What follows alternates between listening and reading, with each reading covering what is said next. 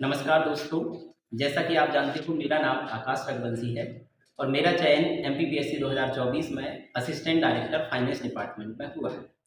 MPPSC 2026 को लेकर मैं आप सबको एक सजेशन देना चाहूँगा।